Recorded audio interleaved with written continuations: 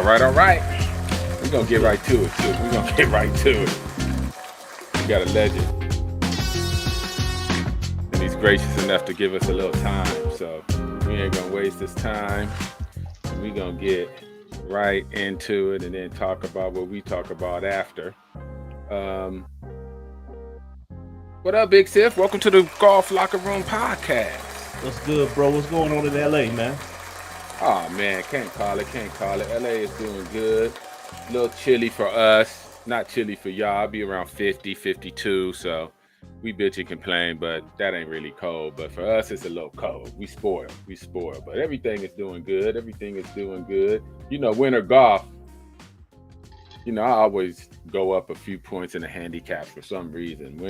Winter is not my not my peak season. It ain't nobody's, man. You know, man. Let me tell you, you got to get two extra clubs, man. Man, come on. But yeah, we're gonna send a shout out to Miss Clark's Golf Life. Oh yeah, we're gonna take the night off for some personal issues and just some healing, and we right there with her. She'll be right Absolutely. back. She'll be right back next week for sure. That'll be our last show before we take off for the holiday too. And we'll be back second, third week of January. But we got one last show next week. But anyway, let's get it on because we got a cat, a legend. You know, what can we say, dude? I'm gonna just let you go ahead and introduce your peoples because it's a special guy. Hey, man, I tell you what, this guy is unbelievable. Not only was he an unbelievable football star, but he's got the mind of a GM. I always tell him, I said, man, if you ever got the opportunity to be a GM, he would do wonders, man, because he understands the language, he understands the infrastructure, and understands players. And most importantly, he'll give you the shirt off his back. He did a lot in D.C., giving back during the holidays, especially Thanksgiving. You know, national champion at Miami University, the U. 50th, he's in the top 50 of Washington Redskins of all time. He's a caricature. You know, if you ever tuned in to watch CP, Clinton Portis, he always was a caricature before the game, which brought life to the team. I always give him hell because he fumbled too much. He didn't fumble. I just give him hell. But anyway, man, without further ado, man, you got the GOAT, CP, Clinton Portis in the house. There we go. Beautiful. Welcome to the Golf Locker Room, CP. Welcome to the Golf Locker Room. I know you're doing some business, handling some business. I'm just glad you can pop in with us for about 5 or 10 minutes and get back to your fun time. How are you, brother? Uh-oh. Can't hear you.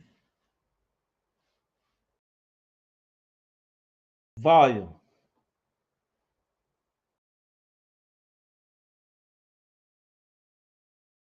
Well, that cricket phone, boy.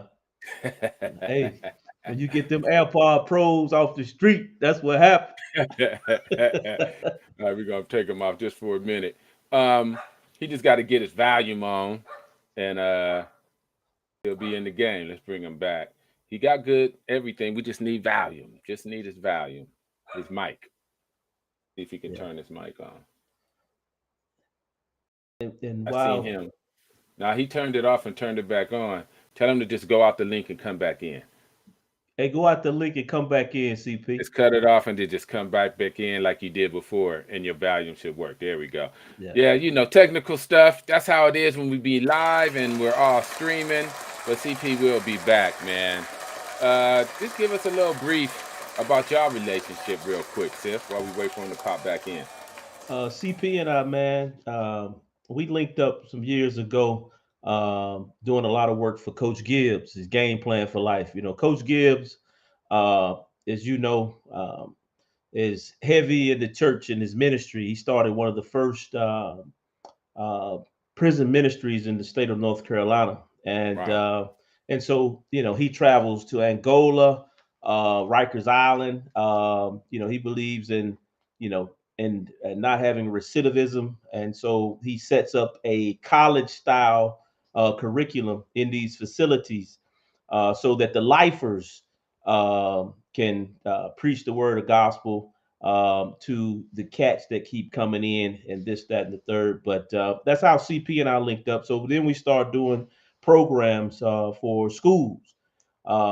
And so, CP would come in as one of the celebrities because, the one thing about when you go into the school system, kids, they pay attention when someone's in front of them that has great stature. So anytime we bring Ralph Sampson, which he's about 7'4", or we bring Clint Portis or London Fletcher, any of those guys who played at that level, they're more attentive. And so we talk about suicide, underage drinking, and the one thing I can appreciate about CP is that he's gonna tell these kids straight up what the deal is, and he's gonna put his life in front of them, and he's not gonna hide anything. And so when you have kids that are from the same mud that where he's from, uh, they're going to respect that.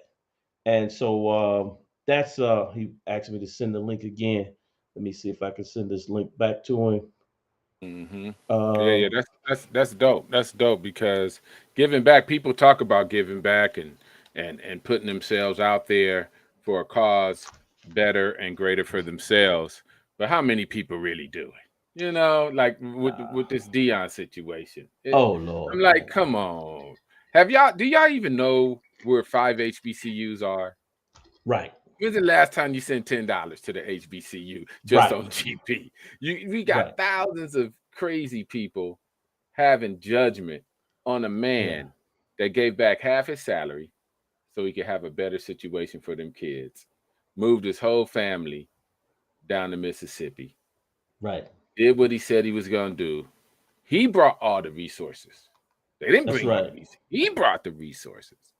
Jackson State gave him the opportunity. I'm glad they gave him the opportunity to be the coach. You know what I mean? Probably many schools wouldn't even gave him an opportunity. So applause definitely to Jackson State for But you, even but letting but him have but the thing is, Manny, my question is because I posted that in the golf chat, and so my question is, how long is he supposed to stay? Is there a how timetable long? on? Right. How long?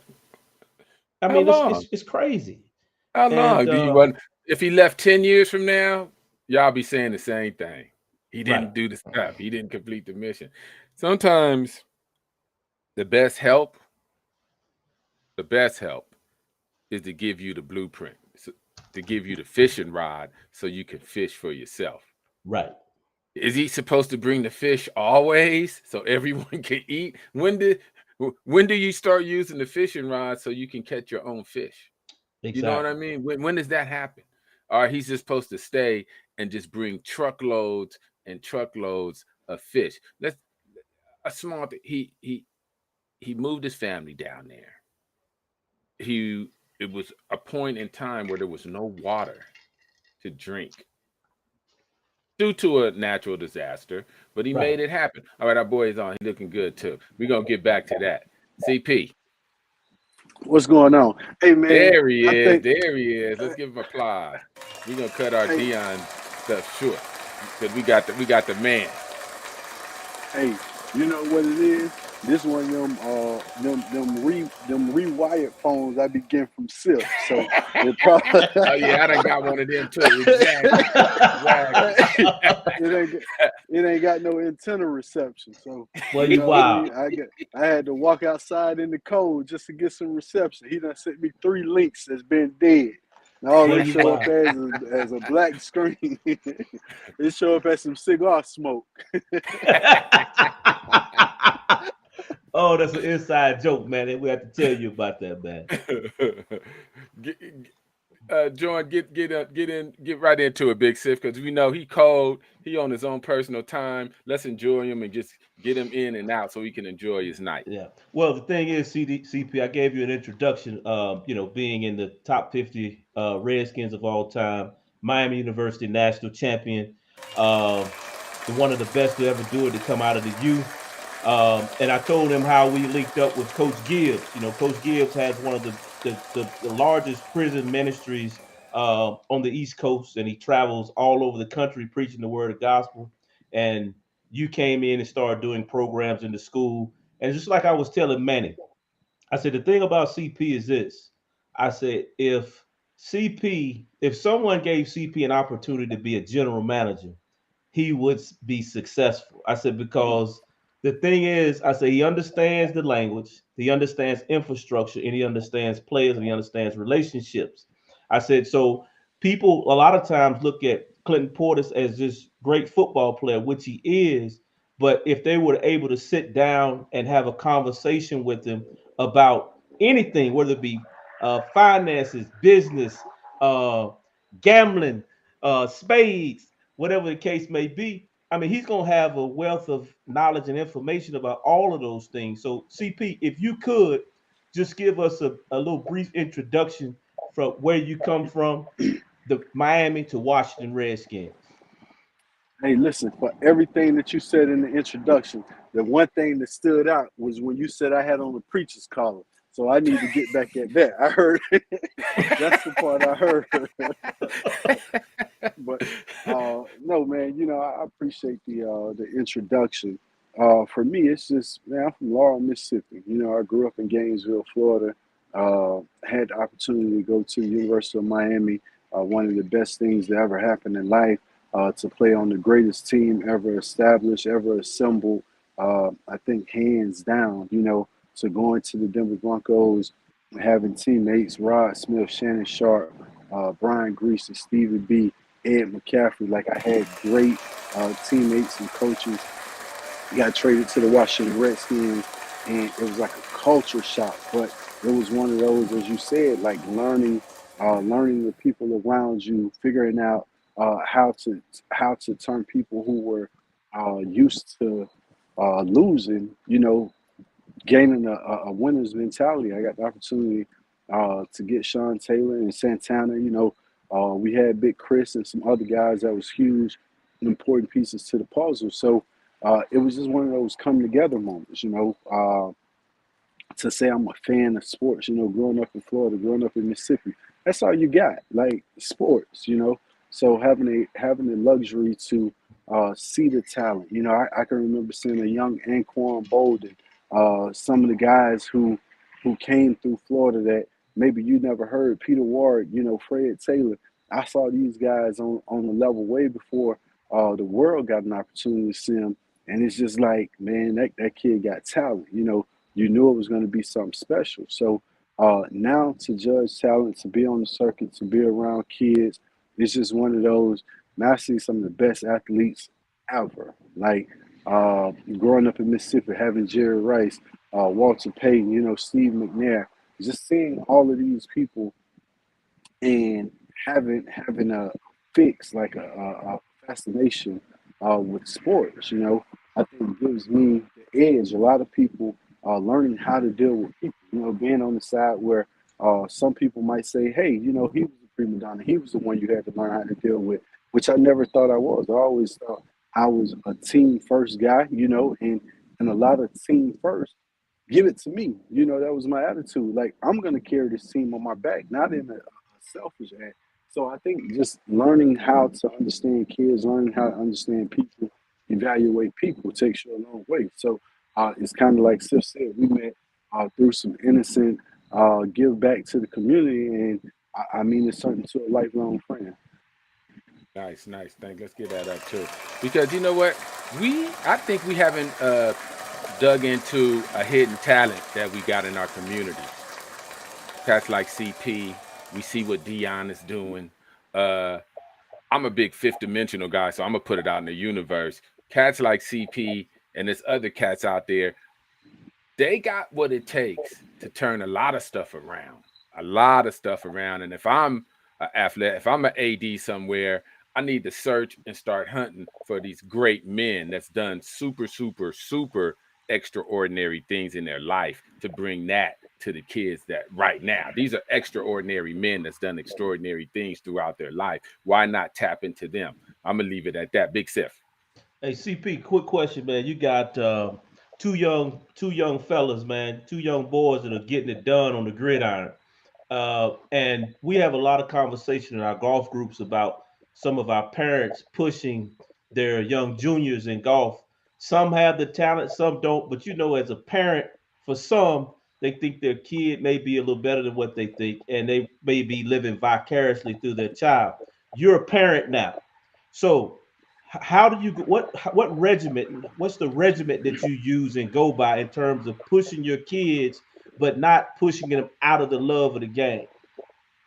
I think it's one of those things you put kids in. So many kids have already identified who they are, what position they play, and I'm this specialist. They're specialists already in the second, third, fourth, fifth grade. Like all they know how to do is play quarterback, play running back, play wide receiver. You put them somewhere else on the field, and they can't function. I think the days of throw up tackle or the days of rec ball, when you go out to the park on the weekend and you stay out there and you play where you had to play everything. It come down to the Mm. end of the game. It's two of y'all. You playing quarterback and receiver. You snap the ball, throw it, and try to run and catch it.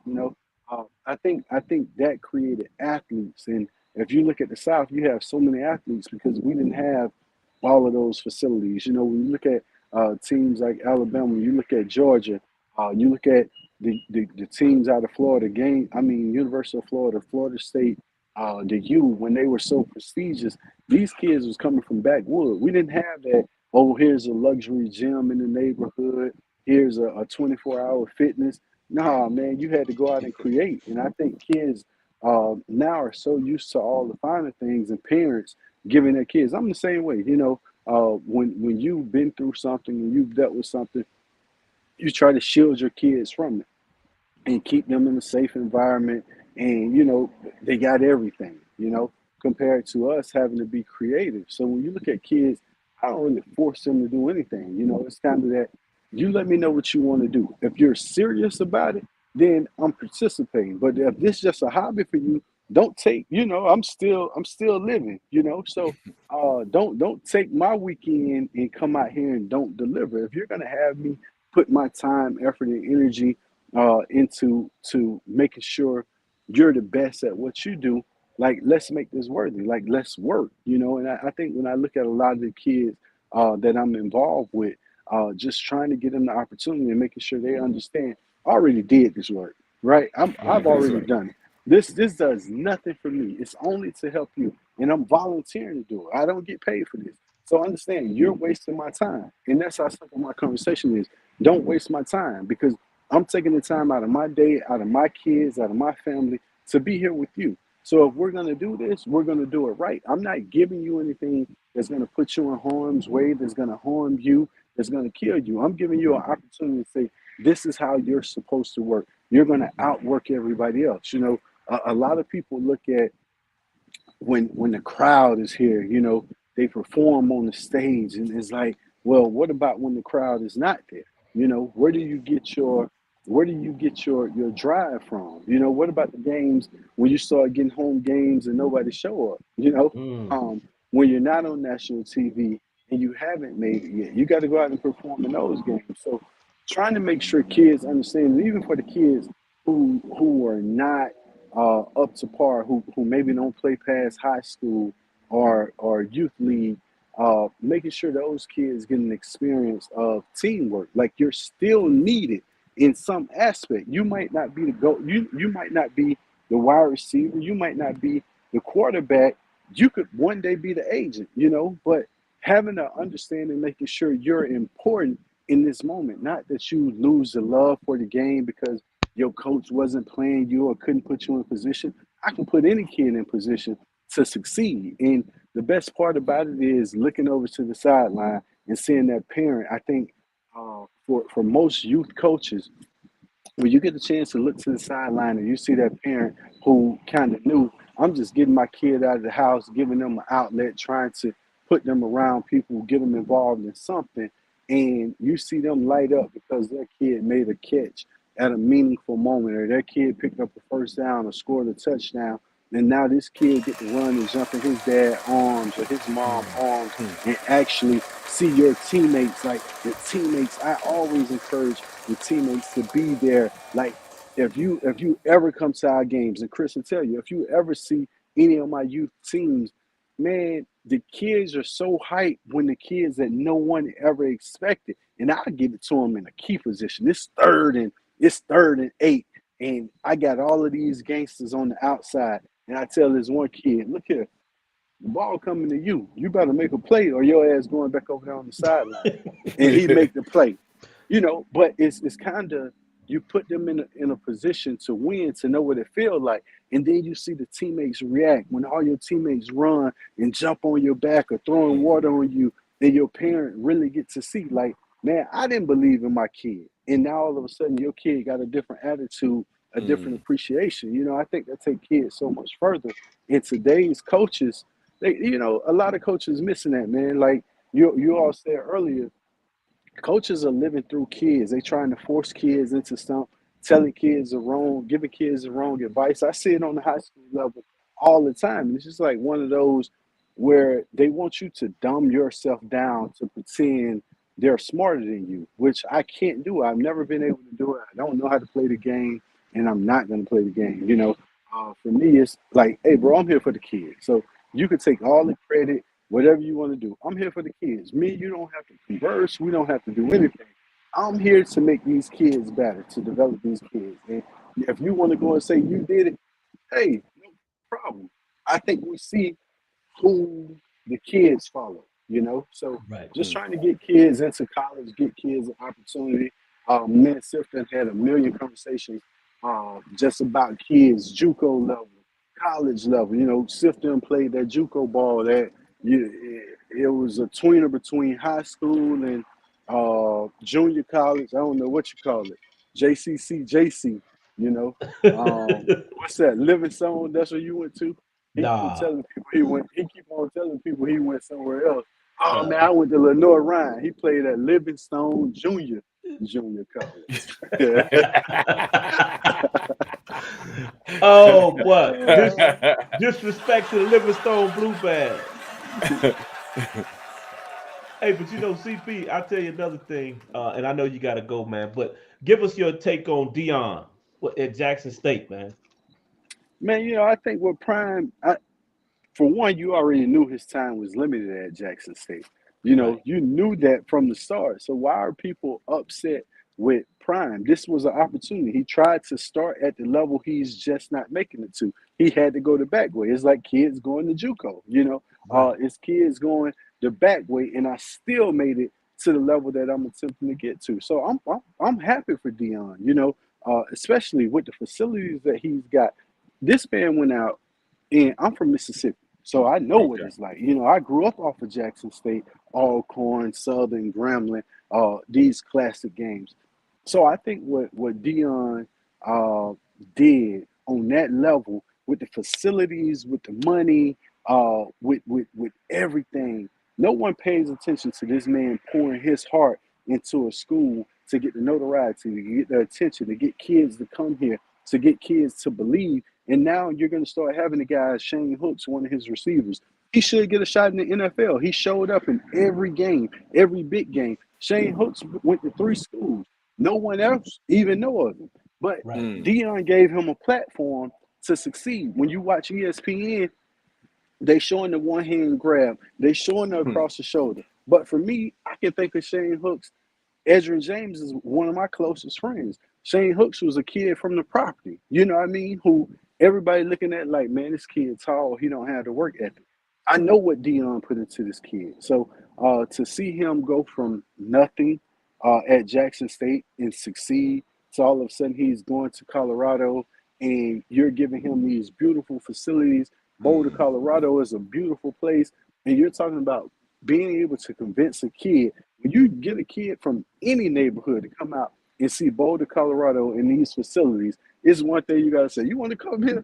Do you want to come here? If you want to come here, then you come, And I think he's going to do amazing things for the simple fact where he's going to and the facilities that he has to his disposal, he was already going to go out and get the talent. Right. So now it's an increase because now these kids are actually getting money. You're talking about you can actually compete with paying your boosters are going to support anything that you say. Now, it might last 3 years, but that's all you're looking for. This is coaching. I think so Mm. many people are upset because all of a sudden he began to bring attention and awareness to HBCU, but you've been getting players out of HBCU forever. It's just not Mhm. to the masses that we should, And Right. although Dion is bringing attention to it in Jackson State, Howard been producing players, Hampton been producing players, FAMU, Bethune, like you get players all the time throughout South Carolina State. You get players throughout the NFL that makes an impact. It's just giving those kids an opportunity, a platform to actually see, hey, you could do this. It's not that hard, Mhm. The X's and O's, the understanding of football. So I'm proud of Prime, and I think he's doing a great thing. Wow. Beautiful. Beautiful sentiment. Last word, Sif, because we're gonna let him get in, man. We already Yeah, done I took know too it. much of his time. Yeah. We Last. already done took Yeah. too much of his time. Hey, And Sif had me drive all the way to Salisbury, man, to get one little fish sandwich. I head to Salisbury to get a fish sandwich just at 8 o'clock. Now at 3 a.m., I still ain't made it home. We still got dry dynamite cigar, and he got this old. Hey, he got the oldest whiskey you could find in his trunk. I had to tell him, man, this expired. I ain't doing that bad, man. hey, that mug come from DC in the snow. Boy, we set up in a restaurant in the snow. But hey, I know, and I'll let you go, CP. But I know this one is dear to your heart, because he was a great friend of yours, and he was just uh given almost memorialized, but given his due at Redskins Stadium. Sean Taylor, man, tell us what kind of player was Sean Taylor, and what does he mean to you? I think he was the best player, and you see kids, and 15 years later, right? So it's 15 years later, you see the support, you see the love, and I see Derek Crawford is on here. He's chimed in, and it make me think back to all of the opportunities to have a conversation. And Derek know what we went through. Derek know the grind. Derek know the negativity that came out of everything that Sean did. I'm talking about from rookie symposium to DUI to shootouts, whatever it was that said this was such a bad person. So all of a sudden, once the demise, and you talk about 15 years later, this man is so iconic, he's bigger in death than he was alive. Like to be a part of the to actually see the growth, in the man that he became. So when I see, everybody's talking about the statue or the memorial, that's not what I saw. What I saw was all these people that he affected that he's never met, that never saw him play. All of these kids that I cross paths with on the daily that say, Sean Taylor, my favorite, and you knew him. Like, how was Sean? And I say, you know what? He was the hardest worker that you would ever meet. Like Mm. Sean was one of those people. I can recall the day that Sean came out and ran sprints with me. He had on some Converse and some Rip-Away jeans way before Rip-Away jeans were cool. He had on a pair of Converse, some Rip-Away jeans, and a hoodie. And we had to go out. Well, I had to go out and run, and Sean just stuck around to run with me. And he beat me in sprints, right? And I remember going there thinking, like, man, I got to get in shape. Like, it was the off season. It wasn't the season. It was just me running my 110s, getting ready. Preseason hadn't even happened. It's just coming in for camp. And I remember going in like, damn, man, like Sean came out, and I know he had already ran, but he did mine with me. And I was on a, like, damn, Sean already did this, and he still beat me. And all of a sudden I get every story that he went out with every group, and he did it like 4 or 5 times that day. And I'm thinking, damn, Sean just came through to show me love, but he did it with every group, and That's he crazy. outperformed everybody. And that's Mm. who Sean was. He was always working when you didn't know. Like when you hear people's stories or people's relationships, when I listen to Ryan Clark or I listen to other guys who have a relationship or had a relationship with Sean, and you hear how important it was, although, it's like one of those where you always want to say, man, this was my people. Like I know Sean compared to the people that you don't know, the TJs and the Mikes and Jamal, his real family. outside of those guys, when it comes to college or NFL, like I'm saying, you know what? Like I know Sean. Sean was under my wing, but he had something special with way more people than you would ever expect. So just looking and knowing the impact has always been one of the proudest moments for me because these people never got a chance to see him. These people don't remember all the negativity. Like when you hear about Sean now, is how great he was and how good of a player he was, and he did this and the hitting the punter in the Pro Bowl and all of that. But I think back to the Sean T, who was leaving my house that got pulled over for a DUI. He wasn't even drinking.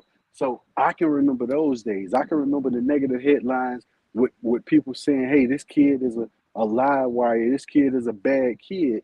And today, the smile that I get out of sharing the conversation, out of hearing somebody say Sean T is my favorite player, is what I take from it. So, damn the memorial or anything else, it's the love that the people give. Wow, that's crazy, man. Beautiful. That's crazy. Beautiful. I think the crazy part is you got Sean Taylor and you got Ed Reed, two guys on the same damn team. Sean T was a Pro Bowler, and Ed Reed was a Pro Bowler, and Sean T would have been a Hall of Fame. I mean, it's crazy how you gonna have two all-time safeties on the same team. That's crazy. Man, what's really crazy is you look at Sean T and you look at Ed Reed, but I look at the wide receiver and I see Reggie Wayne, Santana Moss, Yeah. Andre Johnson.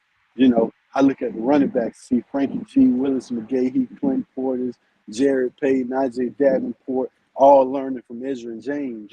Like that Damn. was love that The we tight got. ends. You The look at the tight tight ends. ends, and people don't give Bubba Franks, Jeremy Shockey, Kellen Winslow, Greg Olson. Like, man, that was competition. Now kids run away every chance you get. Somebody sign, you see the quarterback leave. Oh, I'm going on. What happened to competition? Right. What happened to competition? Stay and compete. Like no kid coming in from high school gonna be better than me. He's just not. I don't give a damn who it is. So, but kids, the mindset is different now. Everybody run from competition. Everybody run from the hard part. For me, I'm showing up, baby. This all I got. I'm here. That's right. That's right. Man, we're going to let you get back, brother. We're going to let you get back. Thank you so much for your time. We done disturbed your beautiful dinner. That's really Sif done disturbed your beautiful dinner. But we just Hey, appreciate you. Here,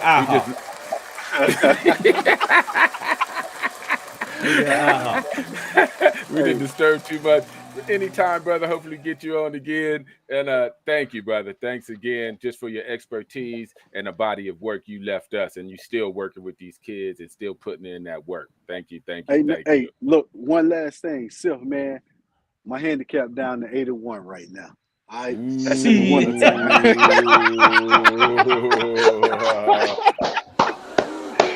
Shit. All right. Peace All right, out. baby. All right, CP. Thanks again, brother. Yeah, man, that was a good stuff right there, man. He's a character, but Man. like we was talking, special people that's done really, really special things in life is who we need to get information from, pick their brains, put it out in the universe. It's a wealth of talent out there, Big Sif. You know a lot of them too, man. It's a wealth of talent out there that's not been picked. It's crazy. Hasn't been, just like I said a couple of weeks ago, man. And first of all, I want to say that, Manny, I appreciate what you've done in terms of widening our reach, because got to. yeah, because the thing is we're the Golf Locker Room podcast, but we like to have average Joes on here as well. Yep. To speak about certain things or what. So I appreciate you for widening, because there were some nuggets in what CP said about pushing your kids. Huge nuggets. I mean, that kind of elite. I mean, come on, he's an elite. Now he's an elite athlete, right? Right. So anything you get from elite athletes can be transposed and shifted to any sport. Across the board. Always like across the board. I like to talk to elite people Because it's something, like I said before, when I think Otis was on, it's something about those people, man. They have a glow around them. They have something different than the rest of us. I promise you. I've been around elite people. It's something that's inside of them that is just a little different than us. And if you can somehow harness that and learn from it, it just makes your life a little bit better. And he's one of those elite people. Just, he's an elite athlete that's been Absolutely. exposed and has done many, many things. And, the Golf Locker Room podcast is it's encompassing everything. Right. It's I love it. encompassing our HBCUs, our juniors, really trying to lift the culture, lift the people, lift the village, no matter who's in the village. And that's what we're going to start doing, starting from here on out. How can we get people into golf if they don't even understand? Are they, like Asusana said when we had the Latinas on last week, they not coming to us, Big Sif. We got to go to them. We got to preach the gospel to them. We have to go into communities and circles that have nothing to do with golf and bring them in. And good people and smart people see the benefits, and they'll be like, whatever y'all doing, I think I need to have a little piece of that. And that's what we going to do. Ain't no need to preach to the choir no more. We ain't preaching to the choir no more. Right. You know what I'm saying? We going out. Because, and you're absolutely right. I really appreciated AZ. I call her AZ because I can't say her first name. But when she said that she did that fiesta on the driving range, which attracted people to come out to see what was going on. It's no different than you see sirens up the road, fire trucks and sirens or what have you. Trust me, you're going to go to see what's going on.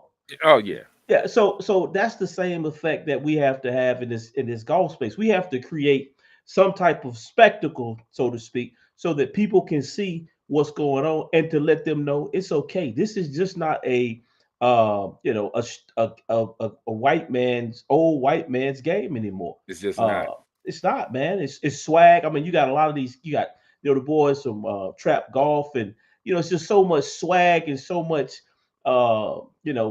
bravioso that takes place in this game that it's cool now. We have to show people that it's cool. Lucky. We're in a good. Our juniors are in a good space, because anytime you can normalize golf and make it cool and make it look good, like people are doing now, between Society 61, Eastside Golf, Trap Golf, Bucker Fogey, Deuce, I'm missing a gang of them, another 9. Just, I don't want to leave no one out. We got the new balls, Renegade balls, with the social media campaigns around all of these village-owned companies. I'm gonna stop calling them black-owned companies. I'm gonna start calling them village-owned companies, because I'm in the village with them, and I want to see the village grow. So our village-owned companies that's coming around for everyone. When you say, oh, it's a black-owned company, yeah, it's a black-owned company, but it's a village-owned company, because guess what? That money recycles back to the village. Who's ever in the village. That's right. Many, I'm in LA, and I'm just going to keep it 100. And it's not no one's fault. Well, it is people's fault, but it's not. We had so many owners of liquor stores and 99-cent stores that were of other cultures, right? Right. All that money that they received from my community every single day, not a dime went back in to our community. They funded our dollars to fund their little leagues where they lived. That's right. And it's really not the owner's fault. They No, was it's like, not. can we get a business? It's not. And it was set up like, yeah, we'll give you a loan. You want a business? You want a liquor store? It's not a lot of money. You probably got to work there 24 hours a day, all day, every day. It wasn't like they had money. The liquor store owners and the gas station owners back then, they wasn't balling like that. They were working and sleeping in the store all day, and they didn't have employees. They were the owner and employees. But as life takes it, you take your money back to where you sleep at. You don't take your money where you get it at. You see what I'm saying? That's how it's important to be owners, because you're going to take your money that you make and spend it where your kids go to school and where you rest your head. You know Right. what I mean? You can't Oh, no expect doubt. a business owner to take the money and put it where his kids ain't going to benefit from it, or his neighbors ain't going to benefit from it. So we got to get that through our head. The village-owned companies is there to support the owners, and the money goes back to the village too. Just naturally, it's not even a hard work. It's like, of course, it's going back to the village because I'm going to support who supports me. Right, But because I'm yeah, that. yeah, It's like, and I'll tell you to your point, a short story. Um, in my neighborhood, never forget, this has been years ago. So it was during the August, you would always have this guy who didn't live in the community, lived over in the country club. He would bring a Lobo or a trailer full of watermelons, set up shop in our community. And so the thing was, he would sell those watermelons every summer. And the thing, you had a basketball court behind him where young kids were playing. He would never cut one of them watermelons up and say, "Hey kids, y'all come on eat this one watermelon." yeah, And yeah, so, yeah. but so the thing was, some of the boys were like, "Man, that dude." I said, "Let me tell you something. Let me go to South Carolina, go rent you a truck, and you go down there and get you some watermelons, and you come up here and you set up shop beside it." I said, because you can't fault that guy for Mm-mm. coming here if nobody's running them off competitively. Yeah, You know what I mean? And I said, yeah. you live here, you're gonna cut the watermelon up so the kids can have some cold watermelon while they're playing ball, and you're gonna be in this community so those dollars stay in the community. Period. Dot. Period. Yeah. Dot. And it's all kind of hurdles. Some hurdles like redlining and Oh yeah. and and bank loans and access and but nowadays we have some resources to understand that and still move forward. That was a great show, man. I just love having extraordinary people on, man, and just having conversations. You get a viewpoint on juniors. You get a viewpoint on what it took for him to. We didn't even really plan this, but CP from Mississippi Wow. knows prime, knows college, and can give us his real perspective on that situation. You know what I mean? Yeah. Just a great viewpoint. I We all just have viewpoints. It's just, it man, was it was, and I sorry to interrupt you, Manny, but the thing was just the I get it in terms of, as a fan. I get it in terms of, damn, Prime's leaving. I understand that. I understand the hurt, but I don't understand the castration and the public lynching that he took for leaving. I don't understand that. I don't get that. because we don't understand success totally. We've been we've been hidden, and we haven't been taught day after day about success. Right. You know, he was very successful at Jackson State, Very. and we have lacking resources and lacking exposure to HBCUs, no doubt, right? We have a same lacking and a same disparity in coaching and staff and representation at the Big Five conferences. Mm, No, we ain't there. right. We're not there. They making money. The coaches, the staff, the facilities is being built on the backs of our children, but we ain't there in many different positions. You're absolutely We're not right. there. Not in the numbers we should be. Right. Not in the talent that we have. So I get what Dion's doing. I think he's going to make an impact. He made an impact at Jackson State. He's going to make an impact at Colorado, and he'll make an impact somewhere else if he chooses to do that.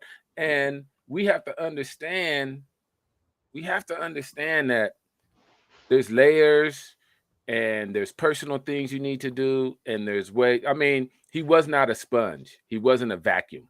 Right. Dion did not go to Jackson State and suck up all the resources. No. He No. vomited. He vomited resources on Jackson State No doubt. by the truckloads. And guess what? And they're staying there. It's up to them to cultivate and keep those relationships and not mess it up and do the right thing to keep those resources. Right. It's up to him. Like when I watched the Dion, he was like, I talked to the boosters at Colorado. They're not pleased at the winning record over 2 decades, 20 years. Because I was a Colorado fan. I'm an SC fan first, and then Mhm. UCLA. But I was a big Colorado Buffalo fan in 1990, 1992. They Oh ran a yeah, double wishbone. Cordell, They was running a double Westbrook, wishbone. Westbrook, Salam. Woo! So, come on, man. Come on. Go back. See, these kids don't know nothing about that. Go back to Colorado in 92 when they was running that double They wishbone when split nobody was they doing it. split the Woo! national championship with Georgia Tech, right? Yeah, I remember yeah, that. Yeah. yeah, yeah, yeah. And so they are not, they've had winning seasons back in the day. You know what I mean? It's been a long time since they had consecutive, just a program that was great, but they have a history of great seasons and took Right. chances on, they took chances on our South LA people. That's who Right. was running it. California. They drafted well from Cali, and Mm. dudes got up there and was going crazy. Yeah, I But agree. yeah, you gotta let Dion be Dion. You gotta let that greatness go. Wherever he goes, it's a need. Wherever he goes, he's bringing people that wouldn't necessarily get that chance even there. No You doubt. see, his team, he's bringing with him most of his team. You think without Dion or without that, any part of his team could put in an application and get one of them jobs? No. Second assistant coach, linebacker coach, trainer, Yeah. social media, videographer. You think they going up into that 100? Look, they just, 2017, they built $146 million facility for the football team. Mm. $146 million facility. I think I put the link on one of our social medias. It's nice. I watched the whole thing on YouTube. They got running pools, walking pools, healing Damn. pools. I mean, the facility is state of the art. Then people couldn't get up in there and get them jobs No without a doubt. No, leader. no, no, no, no, Yeah. no, no, So, no, no, no, no. it's Well, going to work itself out, folks. and then they talk about the transfer portal, and he's bringing it. So a lot of people got mad that he was bringing his guys when he said, "I got luggage and I got plenty of it." But no one said anything to what's my man that went from Oklahoma to USC, Yeah, exactly. Lincoln Yeah, Rock. Lincoln. Yeah, he took 22 cats, and I know. which I ain't mad at him. I mean, that's what Hey, you do. You already know what you got. You got to have somebody who's going to run your system. And but I'm happy for Dion. I had a personal conversation back in 1988. He gave me an hour of his time when I was getting recruited in Clemson, North Carolina. And the Dion that I saw then is the same Dion that I see now. So he hasn't changed a bit in my eyes and through our conversation. So I love Dion. beautiful, beautiful. Exactly. And one last note before we wrap up. See, and we'll go probably into this too. See that money that they can get now, Right. the players, Oh yeah. it's a double-edged sword. It's turning college more and more into a real business Right. Oh, where no doubt. it was like that anyway though. It Yeah.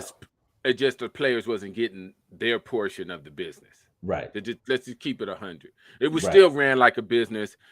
Recruiting and players was running like a business. They just made it a little more fairer with that portal Oh, where you get to choose. bro. Hey, here's the thing. I had a conversation with a guy last night, and he was in opposition of the portal. And I said, I totally disagree. He said, why? I said, here's the thing, Andrew.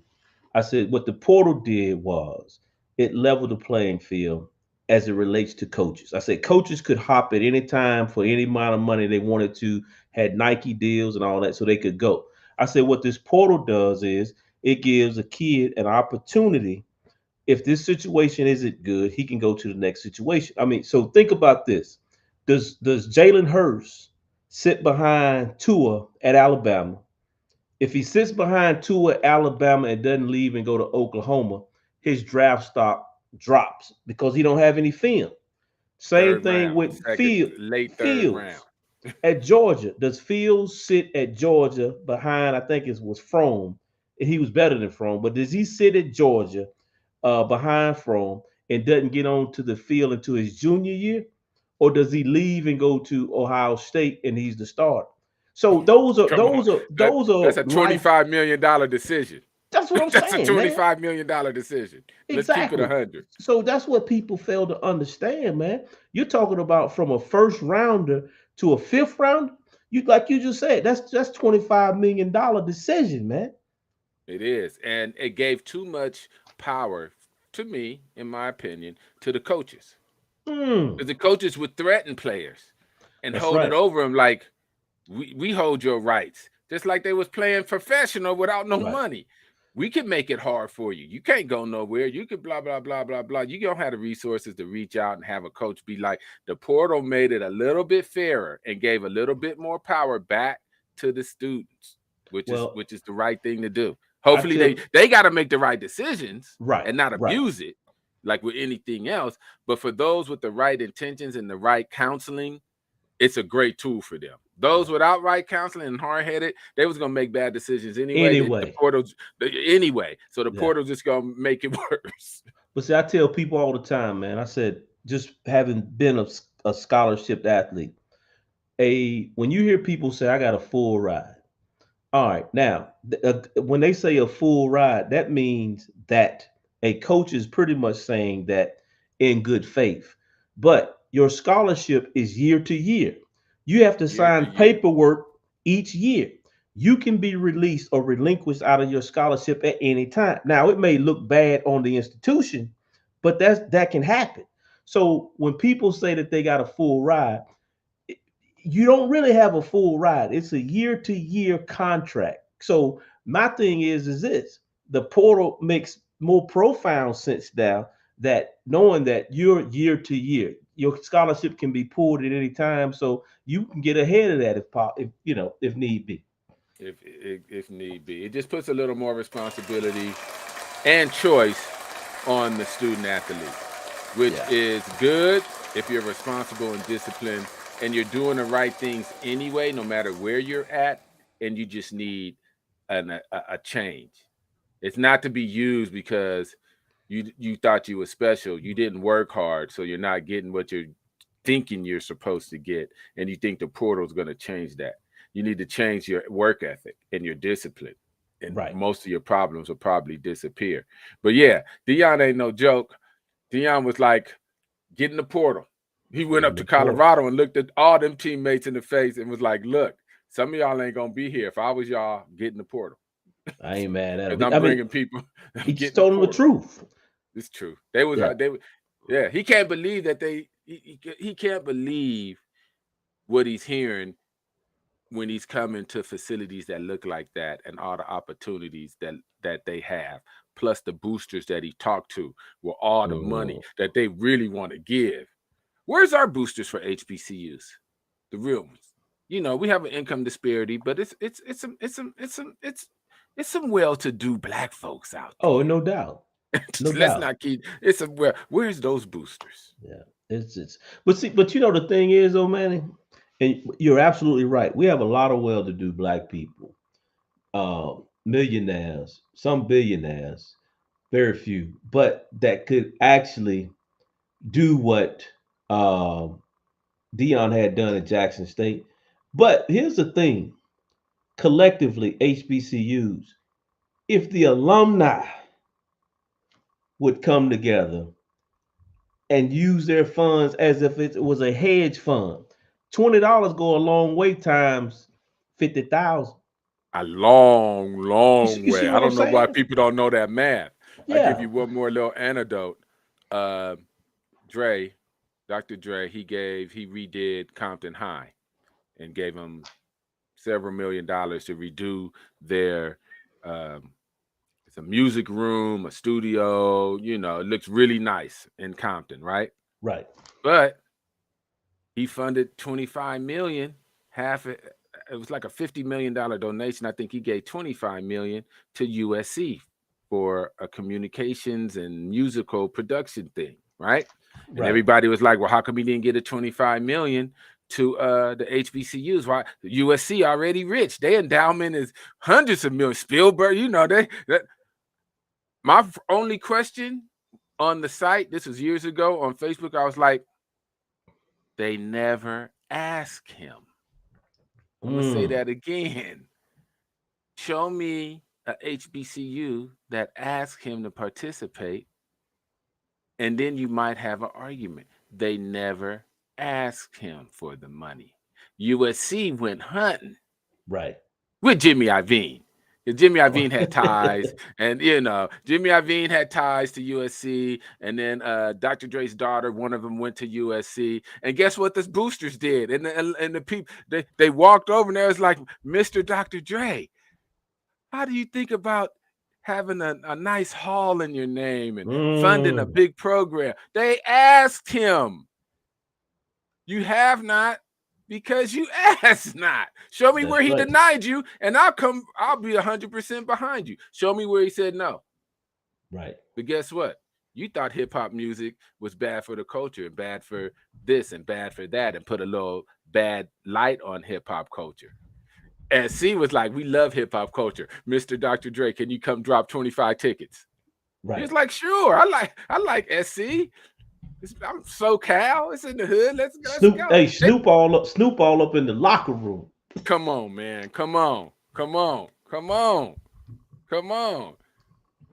SC, South Central University. What are you talking about? But they're $1 billion endowment.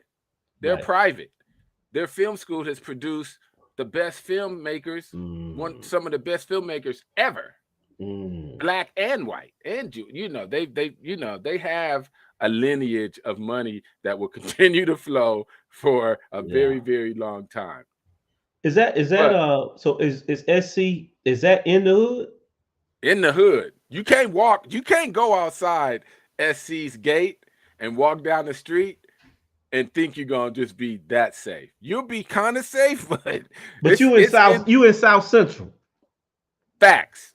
Damn. You on Vermont. You on Vermont. All right. Any school that's on Martin Luther King Boulevard, it's in the hood. Come on, stop it. I mean, it's not directly on Martin Luther King, but that whole little center, it's like the Coliseum, the new soccer stadium. SC's behind it. You got the African American Museum and all that's right there with SC. It's a beautiful, beautiful campus. It's a beautiful what they've done to it, but it's in the hood. But most colleges, with the exception of UCLA is in Brentwood, one of the richest part of the in the world, really, where UCLA is. But SC is in the hood. It's on Figueroa. It's on Vermont. Oh, I heard it off King. Yeah, it's all, it's in the hood. It's in the hood. But you have not because you ask not, people. And all these people with opinions, join me. I got 25 a month to send to a college with all the other stuff we do and donate. But I got another 25. Yeah, come on. I got another $25 if that's what we do that once a month with 100,000 folks. It'd be on Facebook. We can't do $10 times 100,000. That's a million monthly. You want some change? You want some change? HBCUs, scholarships. You want some change? Let's find 100,000 people, $10 a month, every month for a year, and you're gonna see what the power of money and togetherness will be. The campus, the aesthetics of the campus have just changed. Just changed overnight. That's golf programs. That's football programs. That's real booster money. That's real booster money. You know what I mean? That's real booster money. Every month, somebody's getting a meal ticket. Come on, every month, somebody's getting a meal ticket. So, maybe we'll get there. Maybe. Hopefully, we'll get there. All right, we got one more show. Before we take a little break. Miss Clark's Golf Life will be on next week. We're giving her some personal time. Thank goodness. We all need it. And thanks again to CP. Extraordinary people, Big Siff. We love talking to extraordinary people. And you got some parting words before we get out of here? Nah, man. Hey, how did you say it? What is it? Play golf or die trying, get rich or die trying. What's the phrase you put up? Let me tell you. We gonna get rich and die golfing. There you go. I've been drinking. Hey, we gonna get rich, y'all, and die golfing. That's what we gonna do. And on that note, yep, we had our hour. We are out. Peace.